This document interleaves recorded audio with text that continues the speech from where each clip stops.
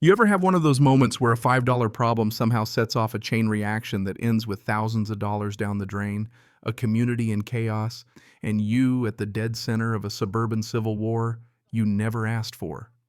Yeah, me neither, at least not until this winter. But that's how I found myself here staring at my coffee at 6 in the morning, wondering how the hell a guy just trying to warm up his truck could end up public enemy number one in Meadowbrook Commons. Name's Connor Reeves. I've been living in this little slice of Boulder, Colorado for 8 years now. Nice neighborhood, quiet streets, mountain air, crisp enough to knock the fillings out of your teeth most mornings. I run my own snow removal and landscaping business, Reeves & Sons, though the & Sons is just me trying to sound more impressive on invoices. My office, a battered Ford F350 with a plow on the front and just enough dents to show it's seen more Colorado winters than some of the folks on my street. That truck man. It's not just how I make my living. It's how I help out. I've plowed out neighbors who forgot to move their cars, kept driveways clear for folks who couldn't, and for 7 years straight I plowed the HOA's big community lot for free. Why? Because that's just what neighbors do. Or so I thought. Anyway, let's set the stage. It's mid-February and the sky's still pitch black at 4:30 a.m. I wake up to the weather guy on the radio saying 6 inches down more on the way. I do what I always do. Pull on my thermal gear, fill a thermos with coffee strong enough to jumpstart a corpse, and head out to my truck, which is sitting in my driveway crusted with ice. It's -8 degrees. I turn the key and the engine wakes up slow and angry, groaning like a bear with a hangover. Now look, anyone who's ever owned a diesel knows the drill. You don't just turn the key and go, fuel's got to warm, engine's got to get up to temp, and you definitely want that windshield defrosted before you start rolling. So I let it idle. 10-15 minutes standard operating procedure. Not because I'm lazy or careless or trying to gas out the neighborhood, because I'd rather not drive blind on black ice with a 7,000-pound plow truck. So truck's idling, heat's blasting, and I go inside, finish my coffee, map out my route for the day. 12 clients want their parking lots cleared before 8. I got work to do. 15 minutes later, I'm back outside. Windshields, clear cabs, toasty engine purring like a big metal cat. I'm halfway into my seat when I see her. Brenda Newkirk, HOA president, marching across the street like she's about to storm Normandy, bundled in a purple puffy coat that makes her look like an angry grape. Face locked in that expression that means trouble. You know, the look a little too righteous, a little too pleased with herself. Connor Reeves, she squawks. I almost pretended I didn't hear her, but she's the type who'll follow you to the ends of the earth just to scold you for leaving your recycling bin out overnight. I step out, force a smile. Morning, Brenda. She launches in, no warm-up, just accusations. You need to turn off that monstrosity right now. You're in violation of Meadowbrook Commons HOA bylaws. No vehicle idling for more than 5 minutes in a residential area. You've been out here for 20. I'm documenting this. You'll be fined. Now for a second I think she's joking. A fine. For warming up my truck in -8 degrees, but she's dead serious. Phone out, thumbs flying like she's reporting a terrorist act. Rules are rules, Connor. First offense $250. Next time double. I try to explain diesel engine safety basic maintenance. She doesn't care. That's not my concern, she says, smug as a cat in the sun. If you don't like the rules, you shouldn't have signed the agreement.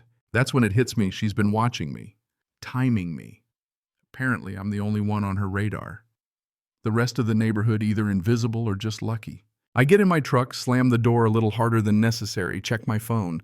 First client wants to know if I'm on my way. Of course I am. Even if I'm fuming, I still gotta work. As I pull away, it sinks in for years I've been plowing that giant community lot for free. No one asked, no one paid. Just seemed like the neighborly thing to do. Now apparently that counts for nothing. 3 days pass, and every morning I'm out there this time with a timer set to 4:59 cab freezing windshield, barely visible. I scrape. I curse, I drive. Then the notice comes. Official letterhead, bureaucratic language, $250 fine for idling my truck. My wife Rachel reads it, and her eyebrows almost hit her hairline. For warming up your truck? This is nuts. I try to laugh it off, but she's right. This isn't just about money, it's about principle. I consider fighting it, but you know how HOAs are. They'll put a lien on your house over a tulip bulb planted 6 inches too close to the sidewalk. Out of stubbornness, I check the HOA agreement. Sure enough, page 47, tiny print, 5-minute idling rule. Green Initiative, Brenda's pet project. Did I read all those bylaw updates when they came in 3 years ago? Nope. Who does? Apparently that's how they get you. 2 days later, another storm blows in. 10 inches of wet, heavy snow. I get up at 4, don't even start my truck until I'm 100% ready. I drive off windshield, still frosty, hands numb. And as I pass the community lot, I slow down. 10 inches of untouched snow. No tire tracks, no footprints. For 7 years, I'd have swung in, cleared it before sunrise, no big deal. But now Brenda and her rules can figure it out themselves. I keep driving, finish my work, clear 23 driveways and 12 lots, make good money. When I get home, I'm exhausted, but not a bit sorry. Next morning, phone's blowing up. Tom from down the street. Hey Connor, you hitting the community lot today? Susan from Willow Drive, is your plow broken? We need the lot for book club. And Brenda voice tight as a snare drum. Mr. Reeves, the community lot remains unplowed. Please advise. I ignore them. Gerald, my friend from 2 streets over, finally gets me on the phone. You're not plowing anymore, I explain the fine, the whole mess. Gerald's sympathetic, but you can hear the frustration. People rely on that lot. Yeah, well, people also rely on common sense from their HOA, and look where that's gotten us. Calls keep coming. Some neighbors are understanding, others act like I've just kicked their dog. By noon, Brenda and Janet, the HOA vice president, are on my doorstep. Brenda's sugar sweet. Janet just looks tired. They want the lot plowed. I tell them plain and simple I'm done. No contract, no obligation, no more free labor for people who treat me like a criminal. Brenda calls it childish and spiteful. I call it done being taken advantage of. Janet tries to reason. Brenda threatens legal action. For what I say, not volunteering. They leave. My hands are shaking. Rachel says, good. Someone needs to stand up to her. Over the next week, another storm, more snow, the lot turns from impassable to dangerous. The HOA sends another fine, $500 this time for failure to fulfill community obligations. I laugh. I call my buddy Marcus, a real estate lawyer. He laughs harder. No legal basis. Keep your emails proving it was voluntary. If they push, you can sue for harassment. Meanwhile, the lot turns into a lake as the snow melts and freezes again. Residents start parking on the street, walking blocks to their homes. The HOA scrambles 3 snow removal companies, quote $1,200, $1,500, or straight up refuse the job. At the next board meeting, Brenda rants about me for 20 minutes. Tom. God bless Tom stands up and says, Connor saved us thousands for years and now we're paying through the nose because of a $250 fine. Explain the math on that. Janet sides with Tom. Brenda digs in. Nothing gets solved. The snow keeps coming. March 15th. A blizzard dumps 18 inches overnight. When I get home after 20 hours behind the wheel, I see emergency lights at the community lot. Mrs. Henderson, 78, slipped on the snow, broke her leg. Some folks blame the HOA for not hiring a company. Others blame me. Brenda spins her story. I abandon my responsibilities. Next morning, the police show up. They ask questions, I answer.